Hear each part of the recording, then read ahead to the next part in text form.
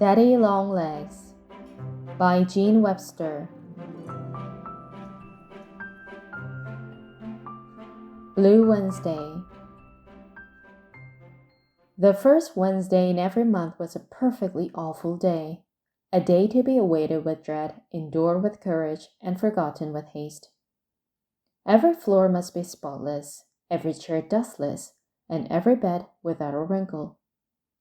97 squirming little orphans must be scrubbed and combed and buttoned into freshly starched ginghams, and all 97 reminded of their manners and told to say, "Yes, sir," "No, sir," whenever a trustee spoke. It was a distressing time, and poor Jerusha Abbott, being the oldest orphan, had to bear the brunt of it. But this particular first Wednesday, like its predecessors, finally dragged itself to a close. Jerusha escaped from the pantry where she had been making sandwiches for the asylum's guests and turned upstairs to accomplish her regular work. Her special care was room F, where 11 little tots from 4 to 7 occupied 11 little cots sat in a row. Jerusha assembled her charges, straightened their rumpled frocks, wiped their noses, and started them in an orderly and willing line towards the dining room to engage themselves for a blessed half hour with bread and milk and prune pudding. Then she dropped down on the window seat and leaned throbbing temples against the cool glass. She had been on her feet since 5 that morning, doing everybody's bidding, scolded and hurried by a nervous matron. Mrs. Lippett behind the scenes did not always maintain that calm and pompous dignity with which she faced an audience of trustees and lady visitors. Jerusha gazed out across a broad stretch of frozen lawn, beyond the tall iron paling that marked the confines of the asylum, down undulating ridges sprinkled with country estates, to the spires of the village rising from the mist of bare trees. The day was ended, quite successfully, so far as she knew. The trustees and the visiting committee had made their rounds and read their reports and drunk their tea, and now were hurrying home to their own cheerful firesides, to forget their bothersome little charges for another month. Jerusha leaned forward, watching with curiosity and a touch of wistfulness the stream of carriages and automobiles that rolled out of the asylum gates. In imagination, she followed first one equipage, then another, to the big houses dotted along the hillside. She pictured herself in a fur coat and a velvet hat, trimmed with feathers, leaning back in the seat and nonchalantly murmuring, "Home," to the driver. But on the doorsill of her home, the picture grew blurred. Jerusha had an imagination Mrs. Lippett told her, that would get her into trouble if she didn't take care. But keen as it was, it could not carry her beyond the front porch of the houses she would enter. Poor, eager, adventurous little Jerusha, in all her 17 years, had never stepped inside an ordinary house. She could not picture the daily routine of those other human beings who carried on their lives undiscommoded by orphans.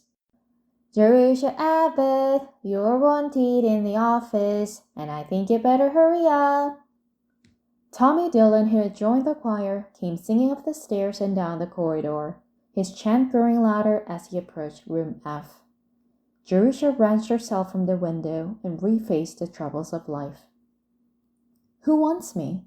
She cut into Tommy's chant with a note of sharp anxiety. "Mrs. Lippett in the office, and I think she's mad. Amen." Tommy piously intoned, but his accent was not entirely malicious. Even the most hardened little orphan felt sympathy for an erring sister who was summoned to the office to face an annoyed matron. And Tommy liked Jerusha, even if she did sometimes jerk him by the arm and nearly scrub his nose off. Jerusha went without comment, but with 2 parallel lines on her brow. What could have gone wrong? She wondered. Were the sandwiches not thin enough? Were there shells in the nut cakes? Had a lady visitor seen the hole in Susie Hawthorne's stocking? Had, oh horrors, one of the cherubic little babes in her own room F sauced a trustee? The long lower hall had not been lighted, and as she came downstairs, a last trustee stood on the point of departure in the open door that led to the porte-cochere. Jerusha caught only a fleeting impression of the man, and the impression consisted entirely of tallness. He was waving his arm towards an automobile waiting in the curved drive. As it sprang into motion and approached, head-on for an instant, the glaring headlights threw his shadow sharply against the wall inside. The shadow pictured grotesquely elongated legs and arms that ran along the floor and up the wall of the corridor. It looked, for all the world, like a huge wavering daddy-long-legs. Jerusha's anxious frown gave place to quick laughter. She was by nature a sunny soul, and had always snatched the tiniest excuse to be amused. If one could derive any sort of entertainment out of the oppressive fact of the trustee, it was something unexpected to the good. She advanced to the office quite cheered by the tiny episode, and presented a smiling face to Mrs. Lippett. To her surprise, the matron was also, if not exactly smiling, at least appreciably affable. She wore an expression almost as pleasant as the one she donned for visitors. "Sit down, Jerusha. I have something to say to you." Jerusha dropped into the nearest chair and waited with a touch of breathlessness. An automobile flashed past the window. Mrs. Lippett glanced after it. "Did you notice the gentleman who has just gone?" "I saw his bag."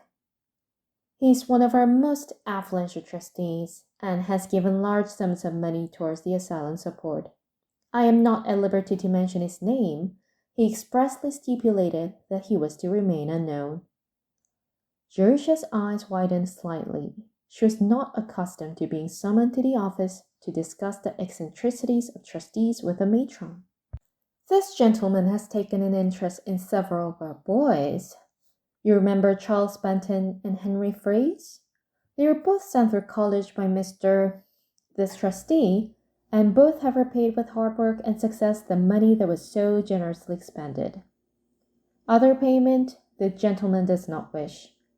Heretofore, his philanthropies have been directed solely towards the boys. I've never been able to interest him in the slightest degree in any of the girls in the institution, no matter how deserving. He does not, I may tell you, care for girls." "No, ma'am," Jerusha murmured, since some reply seemed to be expected at this point. "Today, at the regular meeting, the question of your future was brought up." Mrs. Lippett allowed a moment of silence to fall, then resumed in a slow, placid manner, extremely trying to her hearer's suddenly tightened nerves. "Usually, as you know, the children are not kept after they are 16, but an exception was made in your case. You have finished our school at 14, and having done so well in your studies, not always, I must say, in your conduct, it was determined to let you go on in the village high school. Now you're finishing that, and of course the asylum cannot be responsible any longer for your support. As it is, you have had 2 years more than most." Mrs. Lippett overlooked the fact that Jerusha had worked hard for her board during those 2 years, that the convenience of the asylum had come first and her education second, that on days like the present she was kept at home to scrub. "As I say, the question of your future was brought up, and your record was discussed. Thoroughly discussed." Mrs. Lippett brought accusing eyes to bear upon the prisoner in the dock, and the prisoner looked guilty because it seemed to be expected, not because she could remember any strikingly black pages in a record. "Of course, the usual disposition of one in your place would be to put you in a position where you could begin to work. But you have done well in school in certain branches. It seems that your work in English has even been brilliant. Miss Pritchard, who is on our visiting committee, is also on the school board. She has been talking with your rhetoric teacher and made a speech in your favor.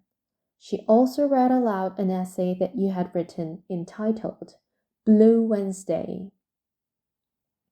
Jerusha's guilty expression this time was not assumed. It seemed to me that you showed little gratitude in holding up to ridicule the institution that has done so much for you. Had you not managed to be funny, I doubt if you would have been forgiven. But fortunately for you, Mr. that is, the gentleman who has just gone, appears to have an immoderate sense of humor, and the strength of the impertinent paper he has offered to send you to college. To college? Jerusha's eyes grew big. Mrs. Lippett nodded. He waited to discuss the terms with me. They are unusual. The gentleman, I may say, is erratic. He believes that you have originality, and he is planning to educate you to become a writer. A writer? Jerusha's mind was numbed. She could only repeat Mrs. Lippett's words. That is his wish. Whether anything will come of it, the future will show. He is giving you a very liberal allowance, almost, for a girl who has never had any experience in taking care of money, too liberal. But he planned the matter in detail, and I did not feel free to make any suggestions. You are to remain here through the summer, and Miss Pritchard has kindly offered to superintend your outfit. Your board and tuition will be paid directly to the college, and you'll receive, in addition, during the 4 years you're there, an allowance of $35 a month.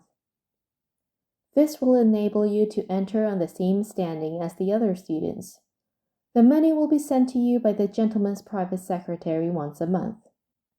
And in return, you will write a letter of acknowledgement once a month. That is, you are not to thank him for the money. He doesn't care to have them mentioned. But you are to write a letter telling of the progress in your studies and the details of your daily life. Just such a letter as you would write to your parents if they're living. These letters will be addressed to Mr. John Smith and will be sent in care of the secretary. The gentleman's name is not John Smith, but it prefers to remain unknown. To you, he'll never be anything but John Smith.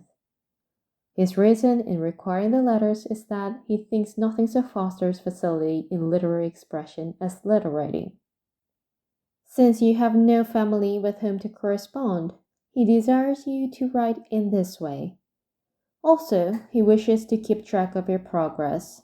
He'll never answer your letters, nor in the slightest particular take any notice of them. He detests letter writing and does not wish you to become a burden. If any point should ever arise where an answer would seem to be imperative, such as in the event of your being expelled, which I trust will not occur, you may correspond with Mr. Griggs, his secretary. These monthly letters are absolutely obligatory on your part.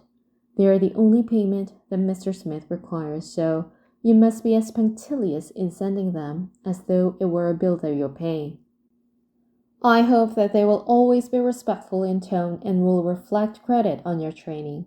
You must remember that you're writing to a trustee of the John Grier Home. Jerusha's eyes longingly sought the door. Her head was in a whirl of excitement, and she wished only to escape from Mrs. Lippett's platitudes and think. She rose and took a tentative step backwards. Mrs. Lippett detained her with a gesture. It was an oratorical opportunity not to be slighted. I trust that you're properly grateful for this very rare good fortune that has befallen you. Not many girls in your position ever have such an opportunity to rise in the world. You must always remember— Yes, ma'am. Thank you. I think, if that's all, I must go and sew a patch on Freddie Perkins' trousers. The door closed behind her, and Mrs. Lippett watched it with dropped jaw, her peroration in mid-air.